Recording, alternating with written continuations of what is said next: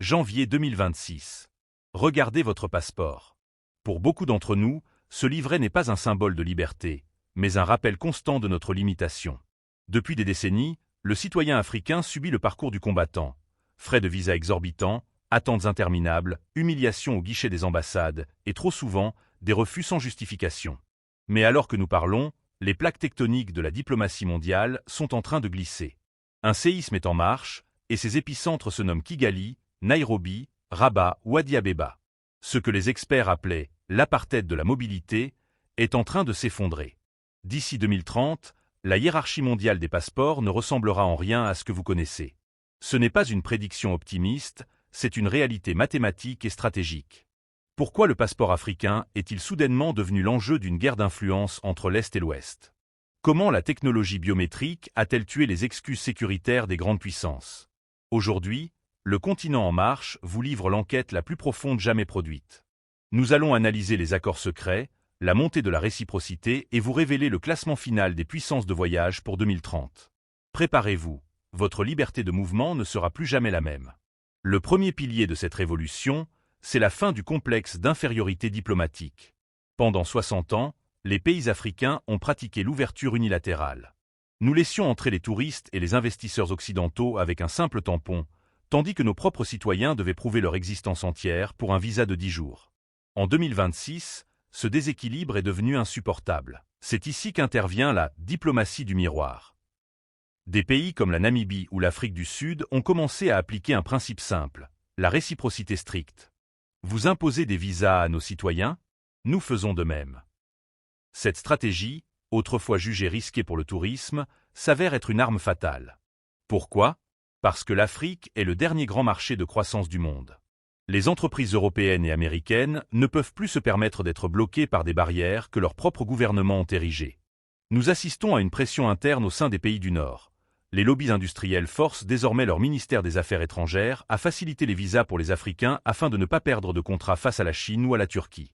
Le passeport africain gagne en puissance non pas par charité, mais par nécessité économique mondiale. L'excuse numéro 1 des pays occidentaux pour limiter l'accès à leur territoire a toujours été la sécurité. Vos documents sont falsifiables. Nous ne pouvons pas vérifier l'identité. En 2026, cet argument est mort. L'Afrique a réalisé un saut technologique majeur. Elle est devenue le leader mondial de l'identité numérique. Grâce à la technologie blockchain et aux puces biométriques de nouvelle génération intégrées dans les passeports de la CEDEAO et de la CAE, l'identité d'un citoyen africain est aujourd'hui plus sûre et plus traçable que celle de nombreux citoyens de pays développés. La reconnaissance faciale et l'iris, couplée à des bases de données interconnectées à l'échelle du continent, ne laisse plus de place au doute. D'ici 2030, l'interconnexion entre Interpol et les services de sécurité africains sera totale. Les barrières techniques tombent. Si un pays refuse encore le visa à un citoyen africain en 2030, il ne pourra plus invoquer la sécurité. Ce sera un acte purement politique, et l'Afrique est désormais prête à répondre politiquement. Parlons du boss final, le passeport unique de l'Union africaine. Ce qui était un projet romantique en 2016 est devenu une urgence vitale en 2026. Avec la mise en œuvre de la ZLECAf, le commerce intra-africain explose. Mais on ne peut pas faire circuler des marchandises si les marchands restent bloqués aux frontières. Le déploiement du passeport EA pour les entrepreneurs et les diplomates est une réussite. La phase suivante, la généralisation à tous les citoyens, est le moteur de 2030. Imaginez un bloc de 1,4 milliard de personnes capables de voyager du Cap au Caire sans un seul visa. Cette masse critique change le rapport de force mondiale. Un citoyen portant le passeport de l'Union africaine représentera une puissance de négociation équivalente à celle d'un citoyen de l'Union européenne. Les blocs régionaux comme l'ASEAN ou le Mercosur signent déjà des accords de groupe avec l'UA. La force est dans le nombre, et en 2030, le nombre est africain. Alors, quel sera le verdict? Voici les 3 passeports qui vont choquer le monde d'ici 4 ans. En 3e position, le Rwanda. Par sa stratégie Open Doors, le Rwanda est devenu le hub diplomatique de l'Afrique. Son passeport gagne des accords de suppression de visas chaque mois grâce à une gestion administrative impeccable. En 2e position, les Seychelles.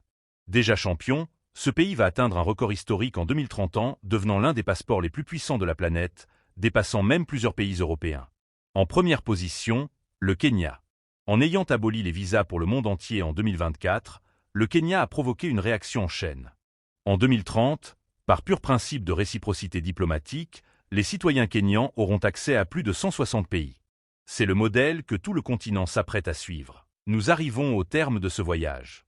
Ce que nous devons comprendre, c'est que le passeport n'est pas un cadeau du gouvernement, c'est le reflet de la puissance de notre économie et de notre dignité diplomatique.